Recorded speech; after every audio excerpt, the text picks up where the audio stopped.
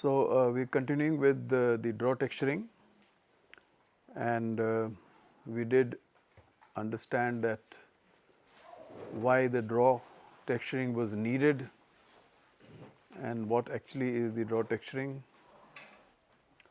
The barre which actually result after you make some fabrics after dyeing, why does it happen, what type of barre we encounter, sequential and simultaneous draw texturing, and in the case of simultaneous draw texturing, problems associated with using an undrawn yarn, the aging, migration leading to poor tenacity and threading related issues. We will try to see if we use high speed spinning.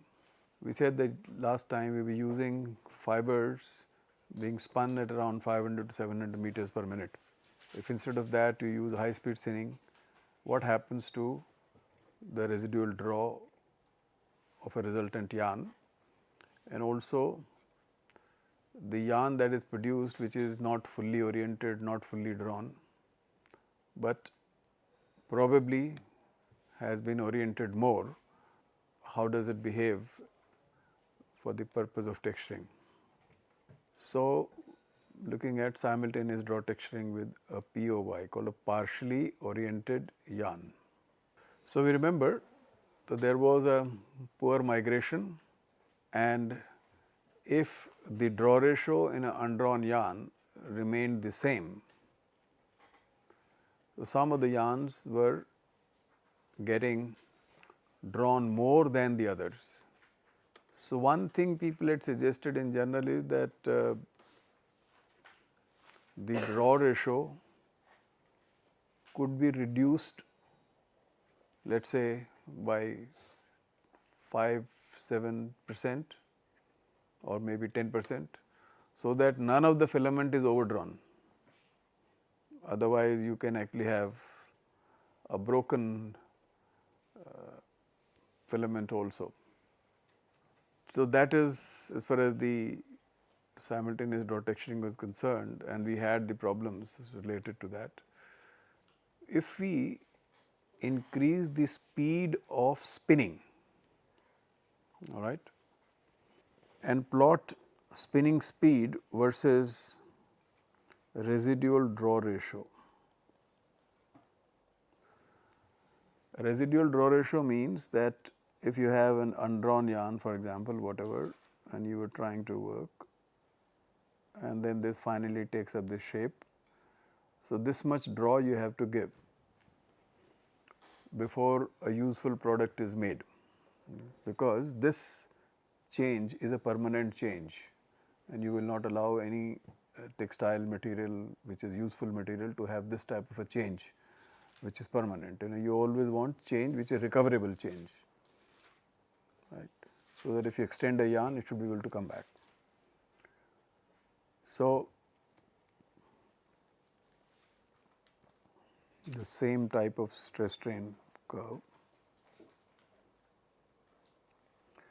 So, this is the draw ratio which you may have to give if suppose you want to make a fully drawn yarn after you have spun the material, so that it becomes like a regular usable material. So, that is what if you plot versus spinning speed. Let us say this is about 700 meters per minute. The draw to be residual, for example, in this type of a yarn could be close to 3.5 or more. So, this is not an absolute value that I am giving, but approximately, because based on the molecular weight, based on everything else, all these things can change. You start increasing the speed around 3000 meters.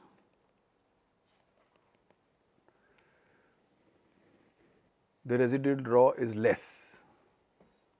That means, when you increase the spinning speed, the melt that is coming from the spinneret is being pulled faster, and because of this there is some amount of orientation taking place during this process of spinning itself.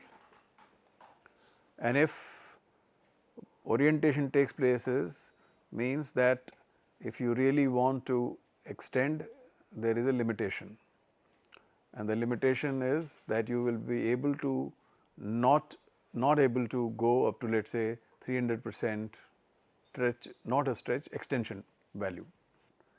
And so, that extension value, or which we now also approximately say as the residual draw, will keep on getting reducing because the material is getting oriented during spinning itself. So, that is what this curve shows, that if you start increasing the speed, the residual draw can go down somewhere around, it may be 1.5 or 1.7. So, this could be the range based on whatever kind of material they will produce, that the draw ratio required to make it fully drawn will reduce.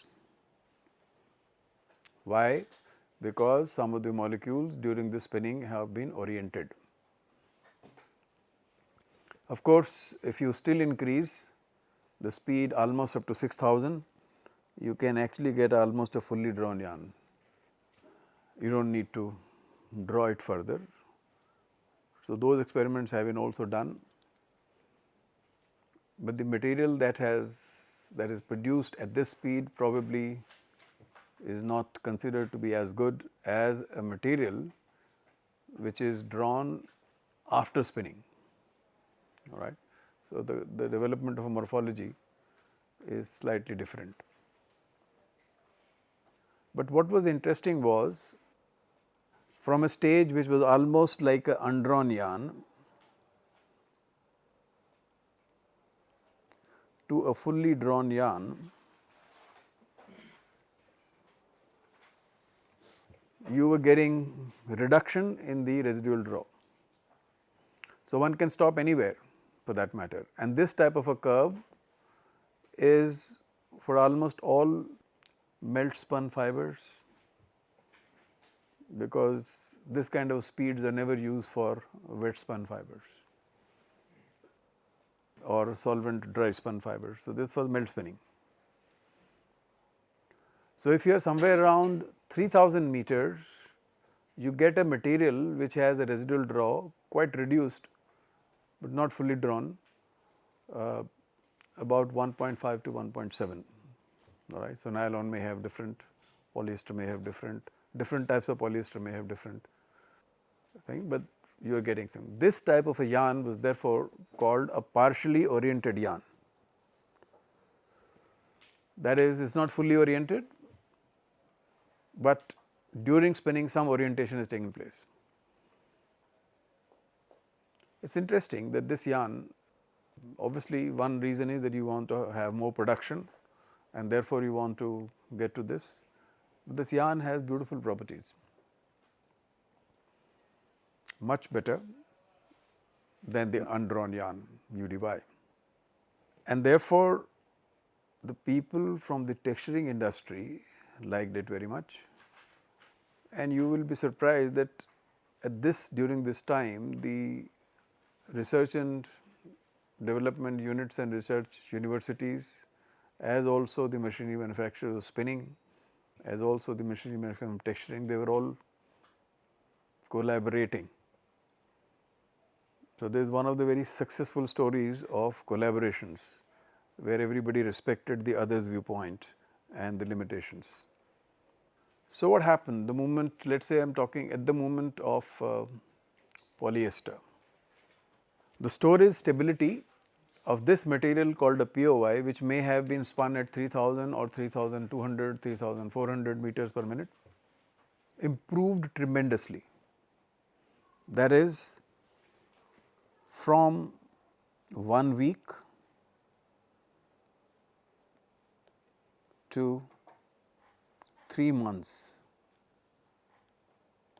That is, this material could be stored at the normal temperature humidity conditions which are available, and so you would not see any deterioration of properties during this storage, which means that after spinning you can supply to anyone who wants to use this, and that was a big thing. And the stability has come from the morphology which has changed, and instead of being totally unoriented structure, it is an oriented structure, and therefore it is more stable to the environmental conditions, right. Not only that, this material was also stable on the heater.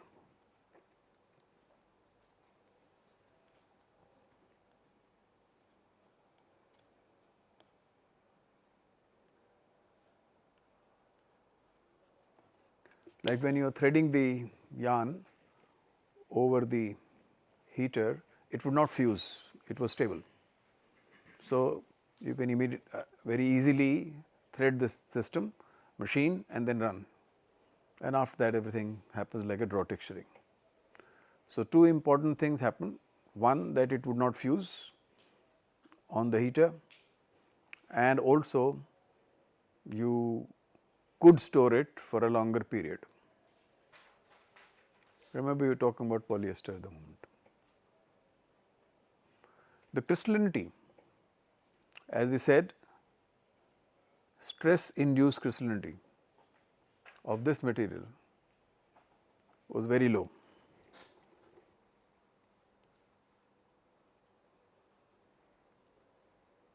Very low, 2 to 5%. Remember, the crystallinity of a fully drawn yarn is somewhere around of a polyester about 27-25%, and this material has only 2 to 5% crystallinity. If we recall our earlier discussions, that lesser is the crystallinity of a parent yarn, because this will become the parent yarn now, is better for us. That means total energy barrier is less, and you can do the things better and immediately go to a next stage, which will be more stable state because of low crystallinity. The orientation of this yarn is relatively higher, which is evident from the reduced draw ratio, residual draw ratio, and therefore compared to the undrawn yarn, its performance is likely to be better after texturing, because starting with a material which is better oriented material. And that also we said that higher is the orientation, better for us. But we will never say that this orientation is equal to a fully oriented yarn. This is less, definitely.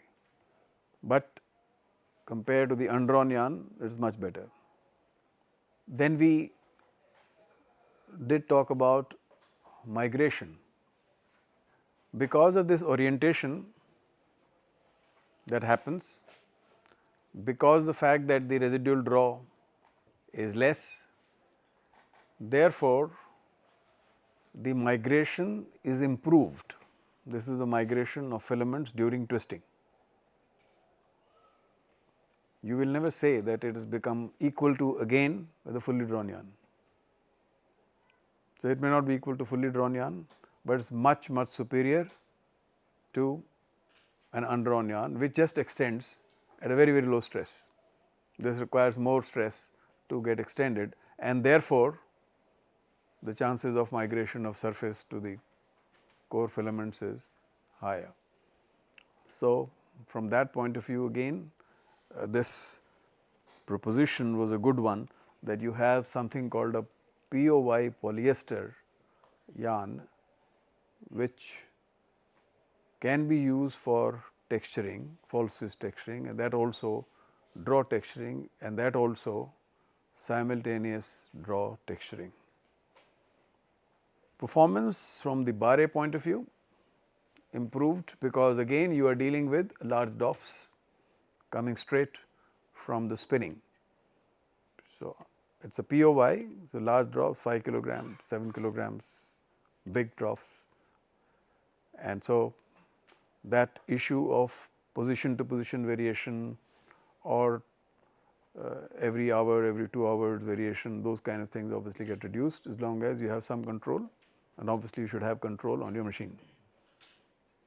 In fact, the interesting thing was that the moment POY came into picture, the texturing industry, which was texturizing nylon as also polyester. Nylon is a fiber which came earlier, and obviously it was predominating. After this, scenario changed completely. It was polyester all the way. And one of the reason was this, and of course, this. So, people said, well, this is it. So, it so happened that the POY polyesters were made early than the nylon. And one of the reason why it was difficult for them to immediately make and commercialize nylon POY was that whatever polymer that they were spinning at that time, and whatever the machines they obviously were spinning on, had difficult controlling the thread line stability of a melt. So, it is a molten material which is coming, which has to solidify somewhere in between and then wound. And winding at higher speed means vibrations. And so, additional vibrations, the polymer being whatever it is, the stresses developing in the melt thread line would cause breakages, instability, and that was something which delayed the commercialization or commercial product of a POY nylon for that matter. More than that, in our group we have polypropylene also. Polypropylene is relatively much easier to spin compared to nylon and polyester. If you happen to see any of those spinning units, the nylon polyester may almost be on 2 to 3 story spinning systems, while this could be done in one single story because of the properties of the polypropylene that loves to crystallize very easily. Rate of crystallization, if you look at it, these 3 fibers from the melt, polyester is the slowest because of its aromatic structure. The rate of crystallization is very slow. So, for some it may be looking at a negative point. For the POY production people, it was the most positive point. For the people who were wanting to texturize, it was a very positive point. Compared to polyester, nylon crystallizes more. The rate of crystallization is higher here. We are talking about both nylon 6 and nylon 6/6. Polypropylene, which of course is an isotectic polypropylene, which is the textile grade material, the rate of crystallization is very high. If you remember, we said the crystallinity also is very high of a fully drawn material, polypropylene, because the chain folding takes place very easily. So, good for something, but if you look at the stress strain behavior of the POY,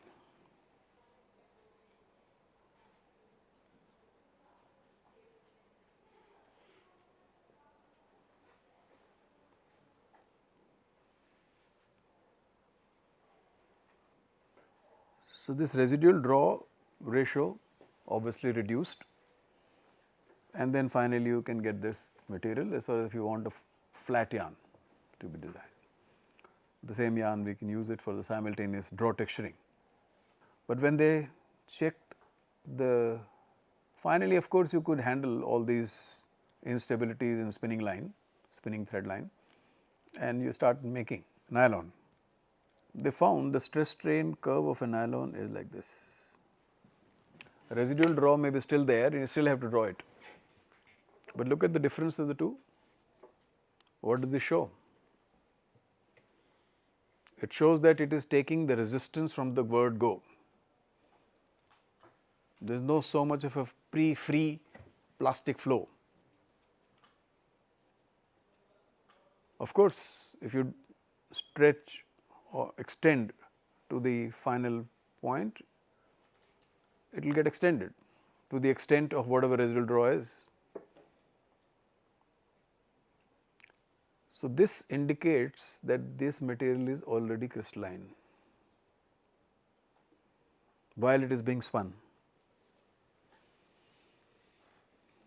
And therefore, people also said, well, if it is crystallizing even at 2000 meters per minute, if it starts crystallizing at such a slow speed, so you do not want to go to low speed. So, they started also spinning nylon at a relatively higher speed, not even 3500, they could go even to 4000, because it has to crystallize anyway. So, and that type of material could be used for another process which is called a spin drawing. That is, as you are spinning, couple the drawing with it, a spin draw technology, and get a fully drawn fiber. At this point, you may just remember that it is assumed or believed that you first do make a POY and then do the drawing is a better idea than a fully drawn yarn by increasing the spinning speed. So, nylon people said, well, we will go and for a higher spinning speed, but not 6000, 4000, it is crystallizing, does not matter, but we can get a spin draw yarn. Normally, a spin draw yarn is used for tire cords also. Similarly, when they saw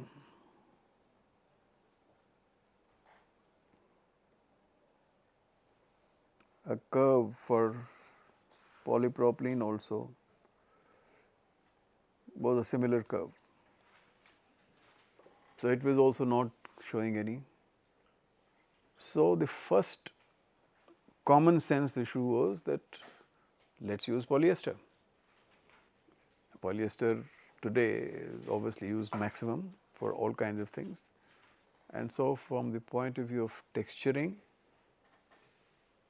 this is the material that you want to use. And from this point onwards, if you look at the history, it is the POY polyester which is the maximum use and is number one as far as the texturing is concerned.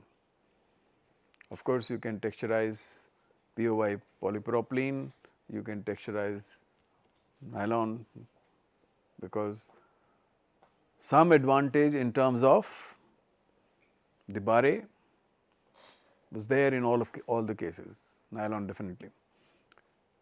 So, POY has come to stay as a material, and another advantage people also saw that when you are drawing during texturing itself, so whenever, even if the necking zone is not the best necking zone, neck point is not the best necking point, still there is a pull and a push which happens, and because of that some adiabatic changes in terms of temperature rise, right. If you do any kind of a pull, so at the molecular level there is a friction, and because of that adiabatically the temperature can rise, which will be advantage to during the heating process also. So, no one has any doubt that POY should be used. All of them have residual draw despite this stress strain curve being different. So, they are not fully drawn yarn. So, there was a material challenge which came because we wanted to do simultaneous draw texturing and we wanted to avoid barre and so on and so forth. A material challenge which was creating difficulties in texturing. Has it been solved? We will say to yes, to some extent, to actually large extent, yes. Can we now perform simultaneous draw texturing? Yes. So, this is where also we are there.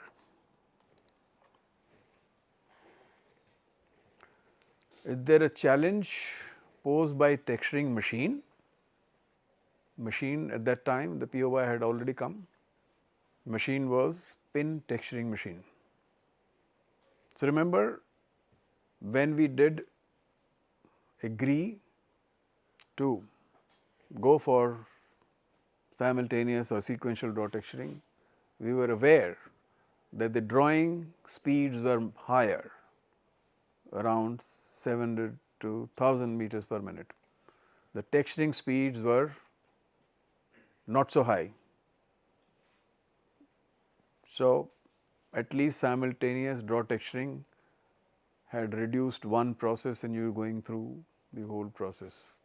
And so, people have stopped thinking about sequential draw texturing, where you are actually going fully drawn and after that more crystallinity and then more time and all thing was stopped, and so you go for this machine, this material, and the machine was pin texturing. Was this machine posing a challenge?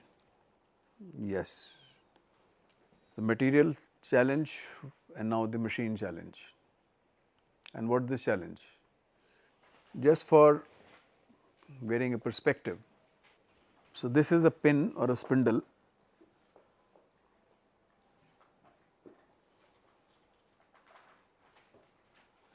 and there is a spindle arm of the twister. But the twister is the whole assembly. So, you have a spindle and there is a twister, and the twister assembly has this arm is resting on two discs. So, one disc moves, the other disc moves, and because of that the spindle arm also moves.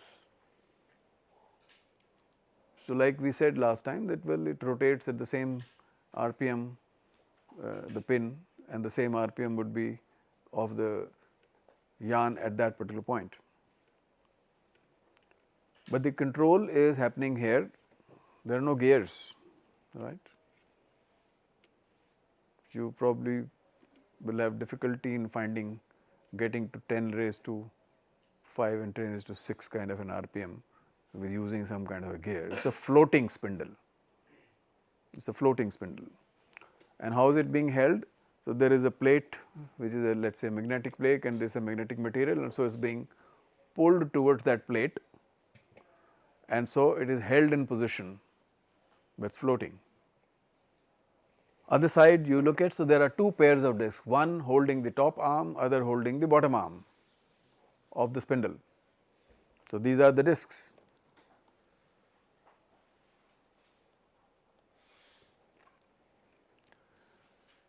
And the pin of course is here, as we had seen before, this is the pin and you are rotating. Now, how you can think that they were actually working on the machines at 300, 320, 25 meters per minute, and the spindle was supposed to have been rotating at the speeds at 10 to 5, 10 to 6 RPM. It is very high speed. That too of material which just floats.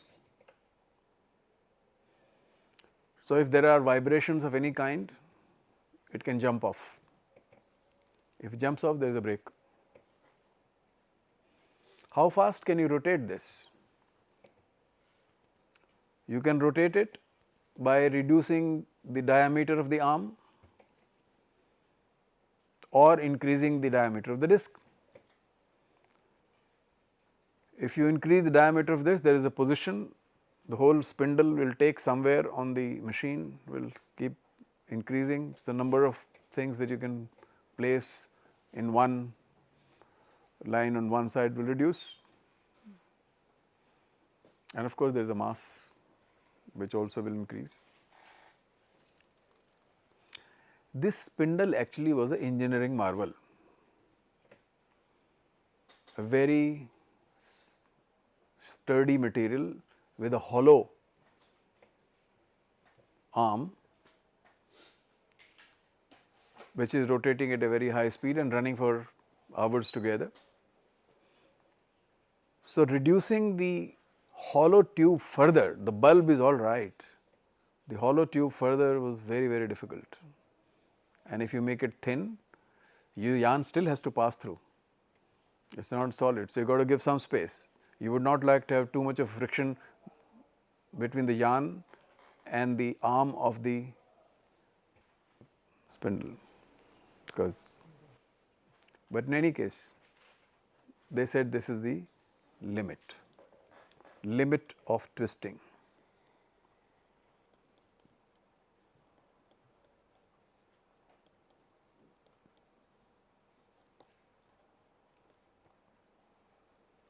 So, the machine was not giving a problem that you can't wind it faster, you can't feed faster, but you can't rotate it faster. And what speed we are still talking about is 300 meters per minute. And you say you will like to match up with the drawing machine, which were running at 1000 meters or 700 meters. You try to do that, then you are looking at values which are higher, lot of vibrations, spindle jumping off at the whatever limits that could make, and therefore, he said those speeds cannot be increased. So, that was a limitation. So, you go for a simultaneous draw texturing, material is the one which responds very well, a slow crystalline material, or even if nylon polyester we are talking nylon polypropylene we are talking about, the crystallinity developed during the spinning is not alpha crystals, right. They are crystals with less stability, less stable crystalline form, and therefore, they are still good, right. So, nylon would form large amount of gamma crystals, right. Polypropylene will form more smectic type of structure, which of course, will go to the alpha as you heat it up and work around. So, the materials were good as far as all the POYs were good. So, material challenge was taken care of, but the machine challenge was there. That is the time when people started talking about friction texturing. So, just to recall again, how is the pins spindle rotated? They were rested, the arms of the thing were resting on two pairs of suitably rotating discs. Discs of course, were rotating on pivots and some drive, positive drives. Radius of the disc versus radius spindle was an issue. So, you could reduce as much as you could, and this simple equation which says that the ratio of the radii would determine the RPM of the spindle. Needless to mention, the discs are rotating obviously at slow RPM and the spindle is rotating at a higher RPM. In some sense, this was also friction, because there were no gears. So, the surface of the disc, the friction between the surface of the disc and the arm of the spindle is responsible for all rotation, right. But they are rigid bodies, both are rigid bodies, and there was a force which is pulled up, which is pulling the spindle, and so we called it a positive twisting mechanism. So, the slippage between the spindle and the disc was considered or assumed to be almost 0, because the weight was not high and they are rigid bodies, just that we could not change the dimensions more, therefore, we could do, but this is not called friction texturing. What people said is, why have a spindle? We already know that the spindle is also rotating because of friction. Why should we not put the yarn directly on the disc? So, immediate advantage is the dimension of a yarn, whatever the yarn you choose versus that of a disc, the difference is tremendous. And therefore, suddenly, theoretically, you almost said whatever limits of twisting you want can be done. So, you do not have to worry about the dimension of the spindle at all. whatever the yarn, just put it on the disc, it start moving. So, this principle was obviously loved, and that is, if you use this kind of a principle, then you call it friction texturing. Although the pin was also rotating by some friction, but you do not call that as a friction texturing. The friction texturing is the one where yarn is directly put on a rotating body. So, principle was good, people said yes, very nice. This is how the machinery manufacturers were following the problems of the texturing machinery. Spinning machinery, people had given a material, which is good. Now, texturing machinery manufacturers had to do something, and also these kind of tests and experiments are also being done in the research institutions, so that you do testing and say what exactly happens. So, suddenly you seem to be solving the problem. There was something called internal frictional devices.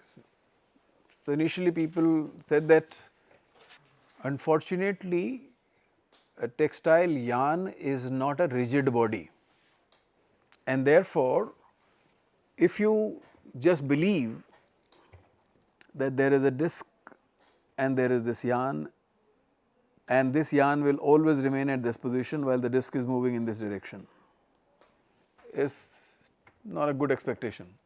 Not a rigid body, flexible system, so it can actually go in this direction also and start like a ballooning.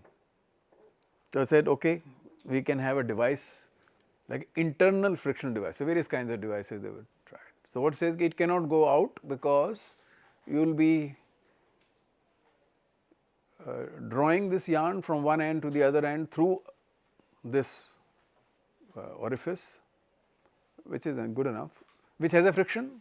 So, yarn will be touching that, this rotates, the yarn will rotate, and hopefully you have better control.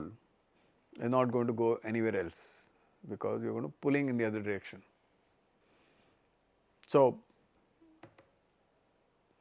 I am not saying this at the moment. I like you to just consider, if this is the kind of a device that you have to run,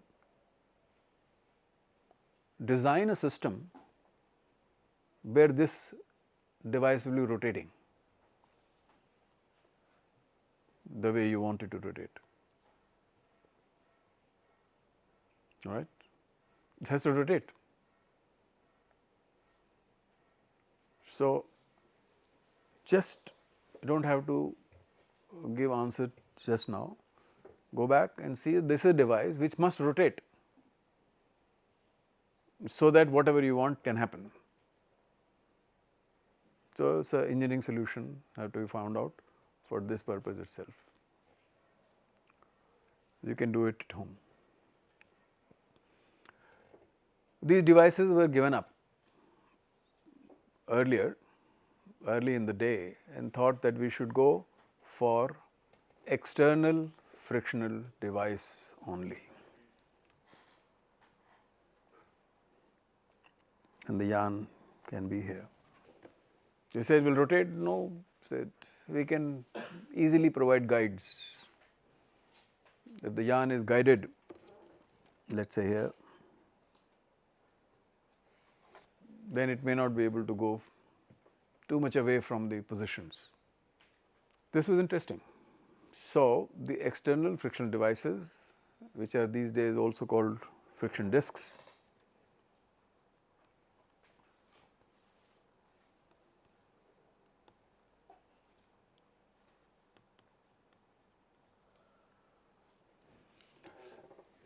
are the ones which are the twisting units in any modern false twist texturing machine.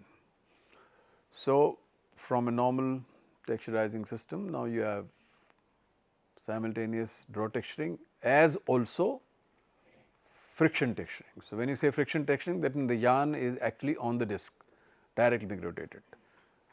So, interestingly, the difference in diameter is too much, and therefore, how fast can you rotate is not a question at all. So, this is friction texturing, where hopefully the yarn is in contact If the yarn is in contact, then it should rotate, but if you look at this diagram, you will not be very comfortable. All right. So, one of the most important challenge that came immediately the moment you said we have solved the problem of twist and limit of twist. You said, well, yarn is flexible, whatever you do is fine, we would have more problems. But even if the problems we solve at a later stage, what has changed? Time would still remain a processing parameter, temperature will remain a processing parameter, but now there is a draw ratio. The yarn is not fully drawn, it is a POY. So, you have to draw while you are texturing. So, what are you doing? You are drawing and texturing. So, there is a draw ratio. So, draw ratio is one of the parameters which has to be controlled, process parameter now, which is similar to tension, not exactly, but similar to tension. After when you increase the draw ratio, tension in the yarn is going to increase. Then they also said another parameter will be called a D by Y ratio, the speed of the disc versus the speed of the yarn, ratio of these two, how fast you are running the yarn through the machine and how fast you are rotating the disc. This was related to twist. That is, he said, why did you do that? You just said twist. We said, well, this is called the friction texturing. I have no control on the actual twist being inserted in the yarn, because I am not measuring, I have no way to measure. In the case of a pin, you had something called a twist wheel, it has a number of gears, something coming from input from one side, output from the other side, it is driving something else, that surface speed is known, the disc surface speed is known, the surface speed of the arm is known, and therefore, I know what twist I am inserting. That was called positive control on the twist. You come to this point, he says, I do not know, I am not twisting the yarn at all. So, there is nothing called a spindle, yarn is rotating indirectly through the disc, but I am quite sure how fast the disc is rotating and I have a control. I also have a control that how fast the yarn will go through the machine, and hopefully the ratio of this would have something to do with the twist, but I will still not talk about twist, I will only talk about D by Y ratio. Some other parameters also came into play. Tension was always important, we said draw ratio we are doing tension, we said no, you should measure it also. Now measure the tension before you have fed the yarn to the disc on the twister and after it has come out of the twister. Is the tension same? Yeah, you can always calculate, but no. They found this is not a simple case of a yarn moving over a disc. The yarn is moving over a disc, it is also rotating simultaneously, and therefore, you should measure T1 and T2, right. Tension, initial tension, input tension and output tension. So, this becomes another parameter we should be worried about. Now, as I said, if the yarn is going absolutely straight, just like that the way it has been shown, the life will be very different. You may actually not see any twist. This is the point contact, but the point contact is not good enough. So, you say, well, okay, we will wrap it around the disc. So, there is a wrap, angle of wrap comes into picture, all right, angle of wrap. So, you have additional thing called T1, additional thing called T2, these terminologies have changed and you have angle of wrap. You can appreciate if the yarn has tension and there is an angle of wrap, there is a normal force, right? And if there is a normal force and friction, then obviously torque can be generated. If you do not have that, you can have as much friction as you want without a normal force. What do you do? So, you have to do wrapping, and wrapping means some angle of wrap, which could be this. If the yarn is moving like this, so wherever this is making this is the angle which can be called as the angle of wrap. So, you are solving problems, but you also must understand one thing you have lost on the way: you have no positive control on the twist. You have an indirect control which is not positive. So, we can stop here, and next time we will go move further from here.